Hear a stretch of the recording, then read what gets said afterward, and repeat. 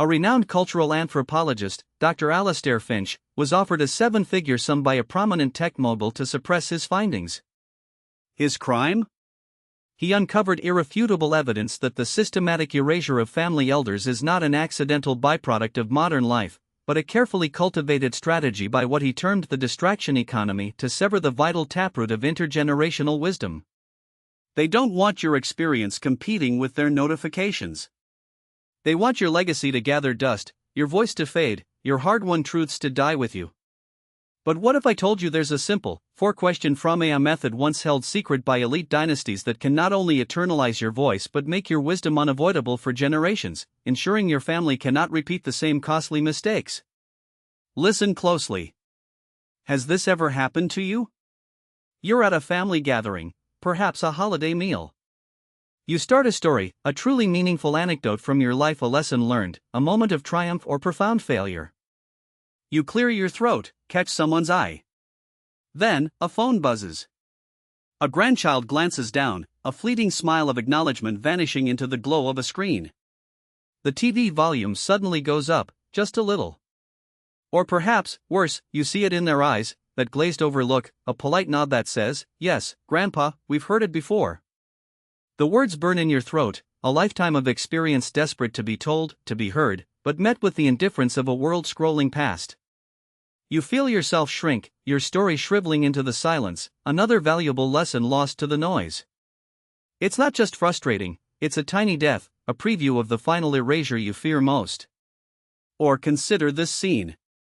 You're moving, downsizing, or maybe just tidying, and you overhear your children discussing the contents of your basement, your garage.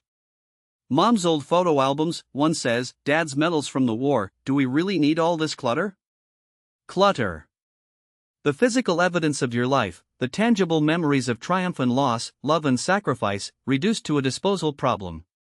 Your children, the very people you built this life for, look at your most cherished possessions and see only a burden. It's a gut-wrenching betrayal, not of intent, perhaps, but of meaning. They don't see the stories, the wisdom, the very essence of who you are, wrapped up in those objects. They just see boxes destined for a landfill, and with them, the true history of your family, your identity, your very existence. And this is the cruelest part, isn't it? Your child, facing a crisis identical to one you navigated decades ago, a financial collapse, a marriage teetering on the brink, a career pivot that feels impossible. You know the exact steps, the pitfalls, the hard-won wisdom that saved you years of pain. You ache to share it.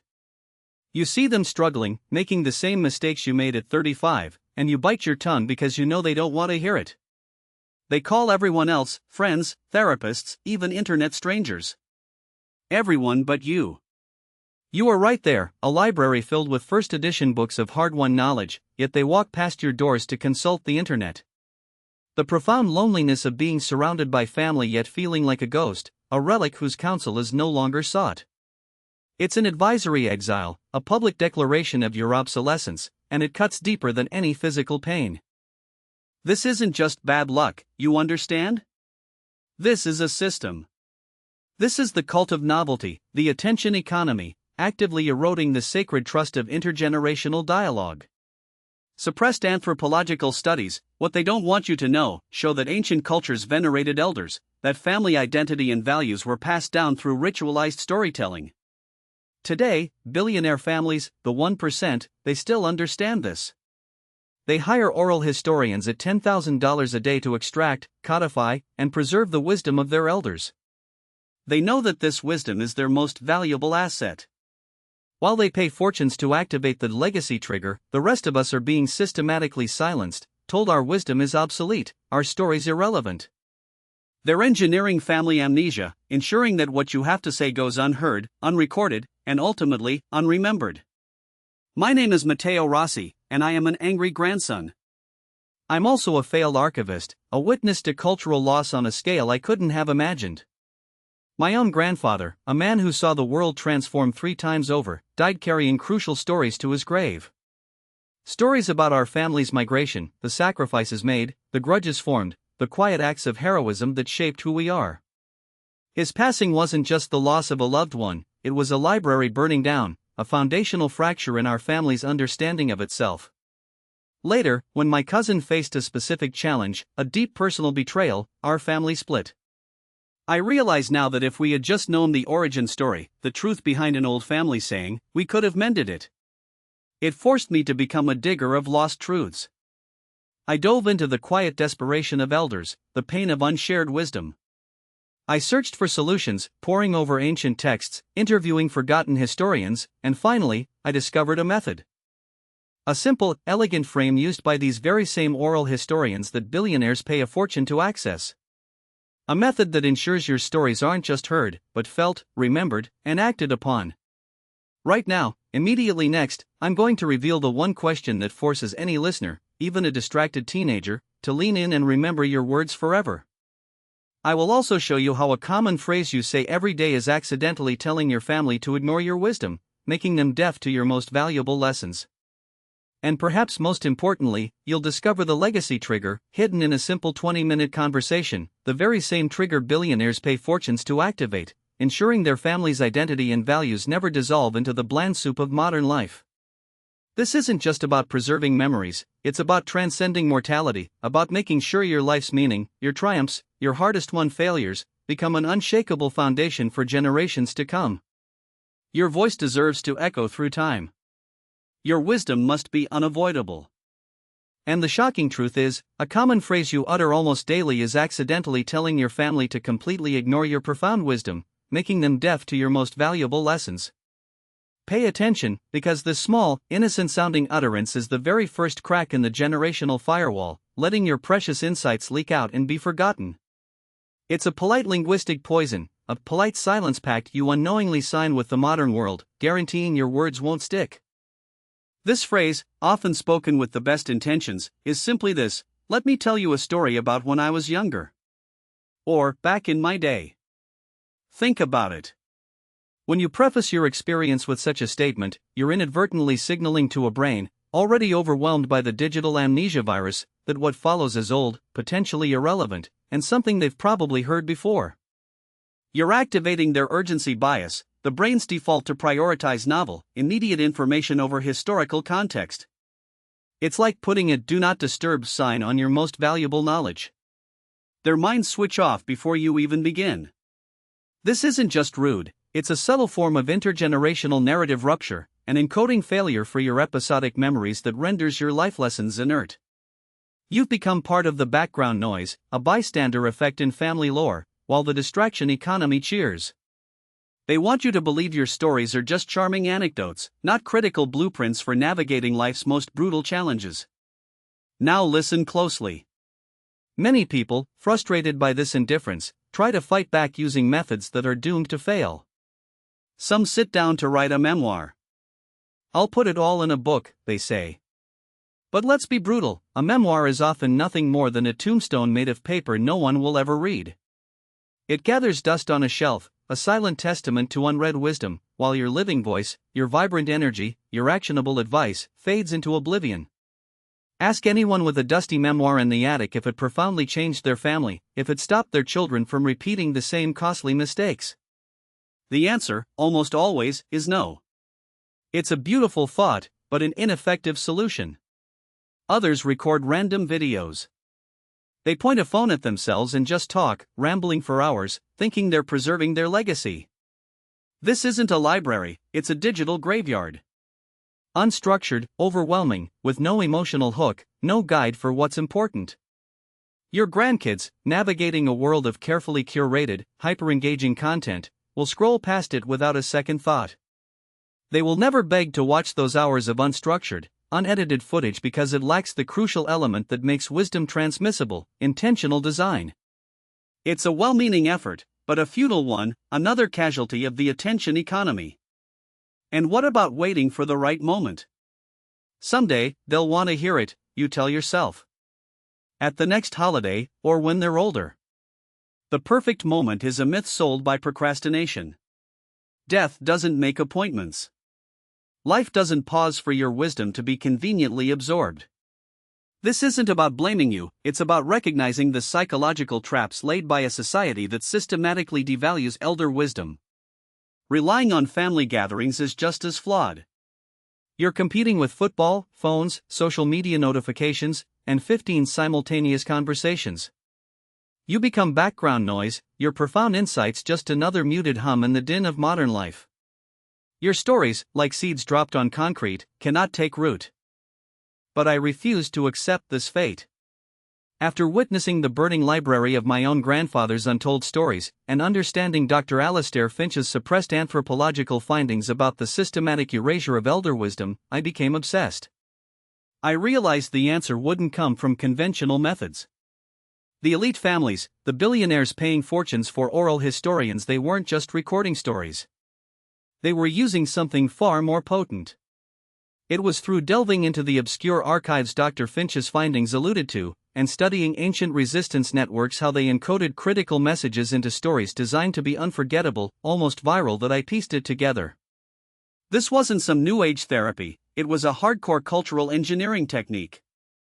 I discovered what I now call the narrative implant protocol. This isn't about begging people to listen, it's about triggering an irresistible need in the listener to demand the story, to seek out your wisdom. It bypasses the brain's ignore old stories filter and hits the emotional core, making your life experiences feel directly relevant, even vital, to their present struggles. It turns your life into a pattern their mind cannot stop completing. And the core of this protocol, the truly groundbreaking discovery, is the legacy trigger. This isn't some complex psychological trick. It's a simple, yet profoundly powerful, four-question frame, a method refined by centuries of clandestine use, designed to embed your wisdom deep within the fabric of your family's identity. The legacy trigger is precisely what those oral historians activate in the elite families, ensuring their lineage draws directly from a wellspring of ancestral knowledge, bypassing the digital amnesia virus that plagues the rest of us. It's the very same trigger hidden in a simple 20-minute conversation. Imagine this transformation. No more polite nods, no more glazed-over eyes. Instead, your son, who always brushed off your advice with a dismissive wave, calls you out of the blue on a Tuesday, completely unprompted. He doesn't call a friend or Google for answers. He calls you, and he asks, "Dad, how would you handle this impossible situation? Tell me the story of how you got through something similar." You have reclaimed your authority, not through force, but through intrinsic value. Or picture your granddaughter, poised on the brink of a major life decision, perhaps before a crucial interview for her dream job. She doesn't scour the internet for generic tips. She approaches you, looking you in the eye, and says, "Grandma, tell me the story of your first big break. What was the exact moment everything changed for you? What did you do?" You have become the indispensable source, the living library, their first and most trusted advisor, the antidote to their urgency bias. And perhaps the most profound victory of all, you overhear your grandson telling your story, a hard-won lesson from your youth, to a friend, word for word, as if it belongs to him. Not as something he heard, but as a deep-seated truth, a part of his own emerging identity. Your voice is living inside the future. Your triumphs, your hard-won failures, your unique perspective, they are no longer just memories. They are foundational elements of their character, embedded, unavoidable, a true symbolic immortality. Your existence is woven into their very being, shaping their choices, guiding their path. This isn't public knowledge. It's a leak from elite legacy planning, a suppressed tool that was designed to be kept from the masses. When this reaches a threshold of awareness, the very forces of cultural amnesia, the distraction economy, will push to remove it. This is a temporary window, a unique opportunity to access the first step of this powerful narrative implant protocol. I'm going to reveal the exact phrasing of the one question, the powerful entry point of the legacy trigger, but only for those watching right now. Your voice deserves to echo through time. Your wisdom must be unavoidable. Now pay attention. You see, the problem isn't that your family doesn't love you. It's that they've been programmed to overlook the very source of solutions right in front of them. The solution isn't about forcing your stories on them, it's about making them desperate to hear them. This is the first move, the vital first step that immediately shifts the dynamics, making you the undeniable source of truth, the one they turn to. Step 1 is not telling a story.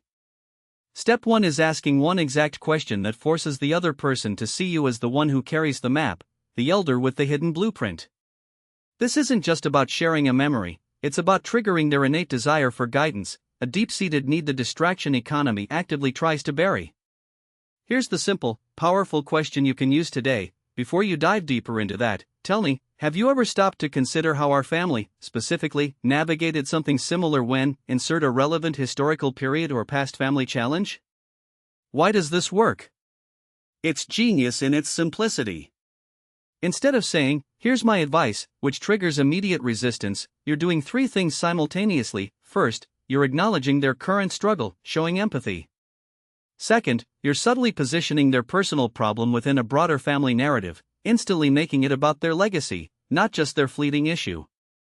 And third, most importantly, you're implying that the answer isn't out there on Google or TikTok, but within the family's own history, a history you hold. You're not offering unsolicited advice, you're inviting them to pull the wisdom from you, to actively seek out the ancestral memory you embody. It flips the script entirely. They stop seeing you as an old-fashioned relic and start seeing you as the guardian of their own future, a living archive of solutions.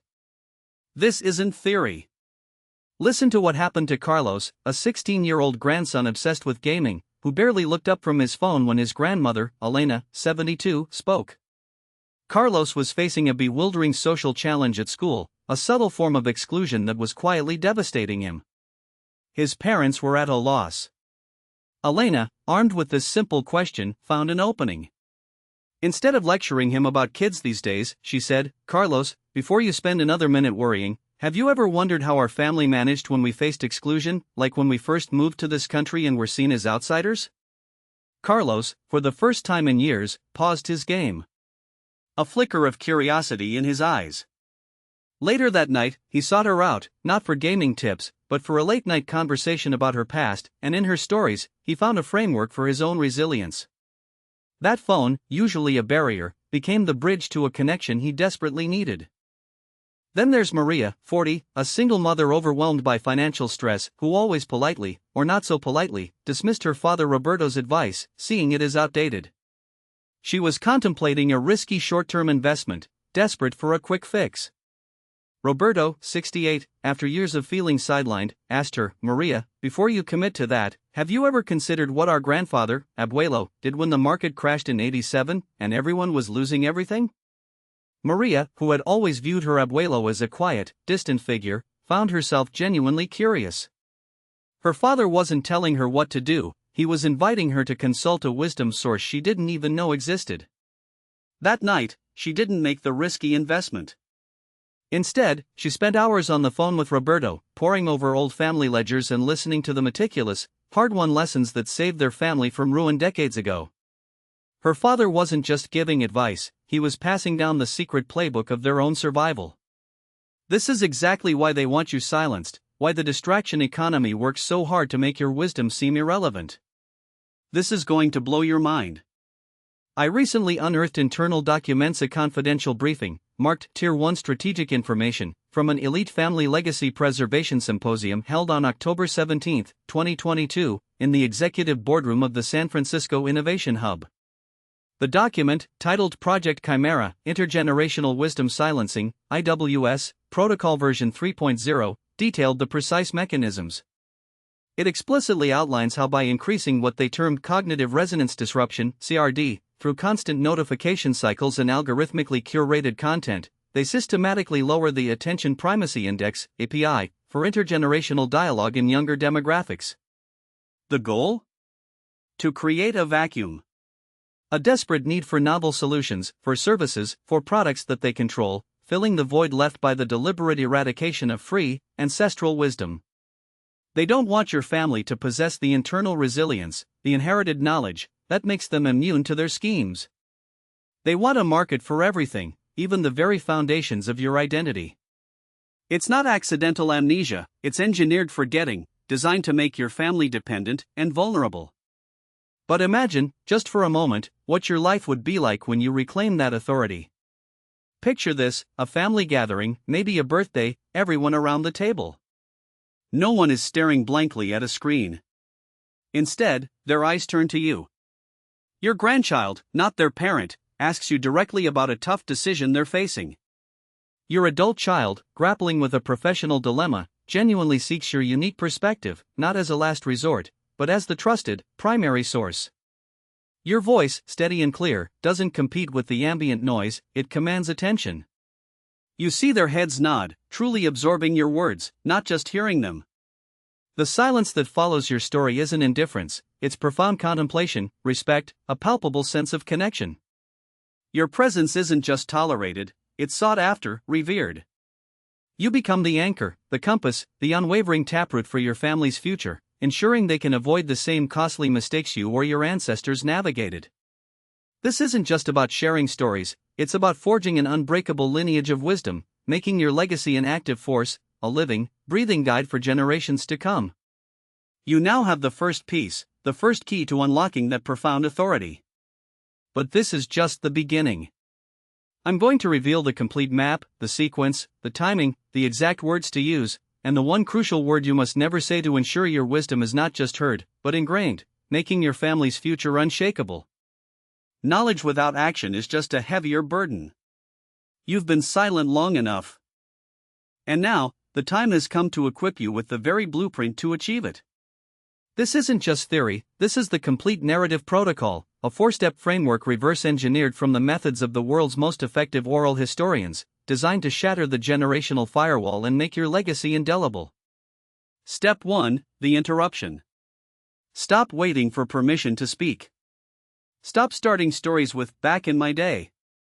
This common phrase, often uttered with the best intentions, is a death sentence for attention. It triggers the brain's irrelevant story filter, sealing off reception before you've even begun. This is the accidental signal telling your family to ignore your wisdom. Instead of inviting engagement, it creates the polite silence pact where family members nod politely while their minds scroll past your words.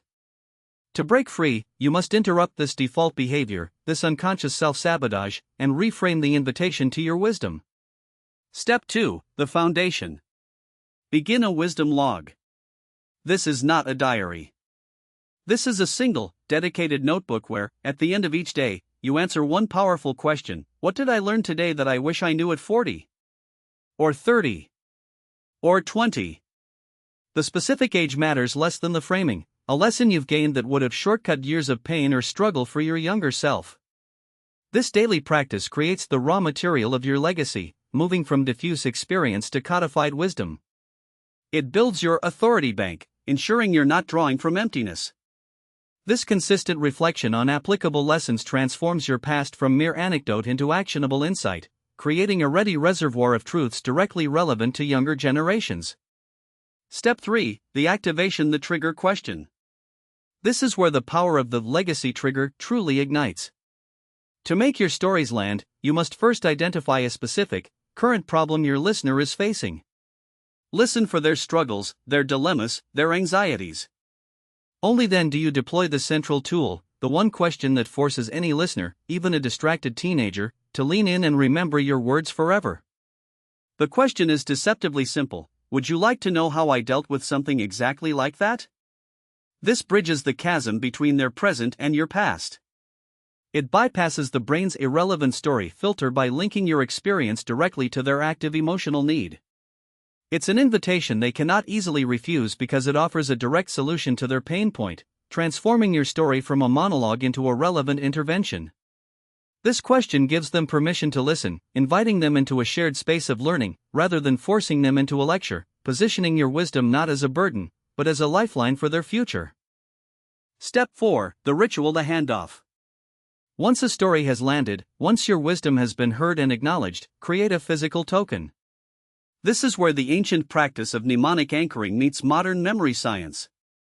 It could be a pressed flower from the garden you tended during hardship, a specific coin from a challenging financial time, or a photograph from the era with a caption written in your own hand. This object is not just a memento, it is the key to the memory, a tangible anchor that makes the story indestructible. Give this object directly to the person with whom you've shared the wisdom. This physical act of transfer, this handoff, creates a mnemonic anchor in the physical world, permanently binding the object to the narrative in their mind. Years from now, when they see that object, the entire story, its lesson, and your voice will flood back to them. It ensures the memory is not only stored in their mind but also encoded in their environment, making it far more resistant to the memory fog of daily distractions and the generational firewall of cultural amnesia. This makes your legacy not just heard, but felt, touched, and remembered, a constant, silent mentor in their lives. You have the protocol. The framework is laid bare. You can start step 1 before this video even ends. What are you waiting for? Another year of silence, another Christmas dinner where your voice is drowned out by notifications? Another vital family story turning to dust, taking with it the very essence of who you are and the roadmap for who your descendants could be? The moment to etch your voice into the future is this one. Not tomorrow. Not next week. Now.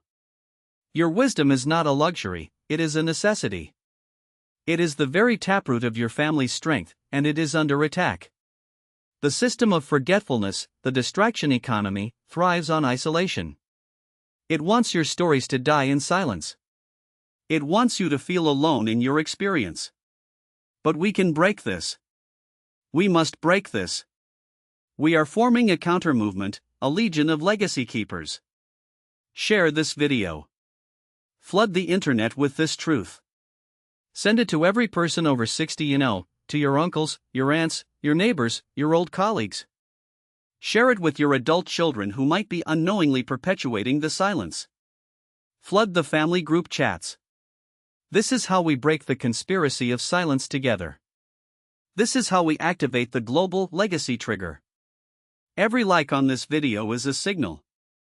It tells the algorithm, it tells the tech moguls, it tells the entire digital universe that the wisdom of elders is not obsolete content. It is vital. It is urgent. Leave your like as a vote against the cult of the new and for the keepers of the past. I need to know who is joining this rebellion. I need to know who is taking up this mantle. Comment below Legacy Keeper right now. Let's find each other. Also, write the one story you are committing to passing on this week. This comments section will become a monument to stories that will now survive, a living testament to our collective resistance. Save this video to your profile. Pin it. When the doubt creeps in, when you feel irrelevant, when the world tries to tell you your wisdom has no place, come back and listen to the protocol.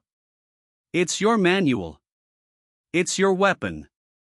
And by saving it, you tell the platform to show it to other potential guardians who are drowning in silence, searching for a lifeline. Now you hold the protocol. The map is in your hands. The choice is no longer between being heard or being silent. The choice is between being a footnote in your own family's history or becoming its author. We are not just old. We are the archives. We are the living libraries. And it's time we started lending out our most precious books. Go. Write your final, most important chapter not in ink, but in the minds of those who will carry you forward.